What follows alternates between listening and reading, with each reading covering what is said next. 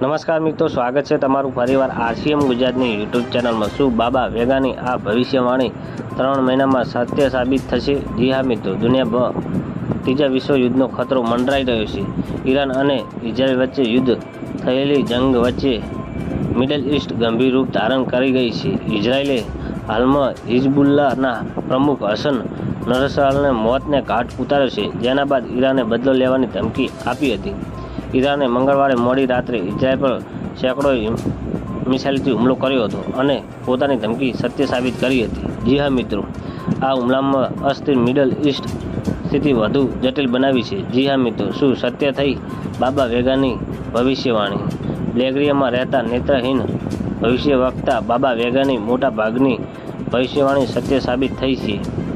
તેના કારણે તેમને બાલ્કન ક્ષેત્રના નાસ્ત્રદમસ કહેવામાં આવે છે। નાસ્ત્રદમસ ફ્રાન્સિસ જ્યોતિષ હતા, જેમની સટીક ભવિષ્યવાણી માટે સમગ્ર વિશ્વભરમાં પ્રખ્યાત હતા। તો મિત્રો, ન્યૂઝની સતત જાણકારી મેળવવા માટે અમારી ચેનલને લાઇક, શેર અને સબસ્ક્રાઈબ કરી લેજો। ધન્યવાદ। જય હિન્દ।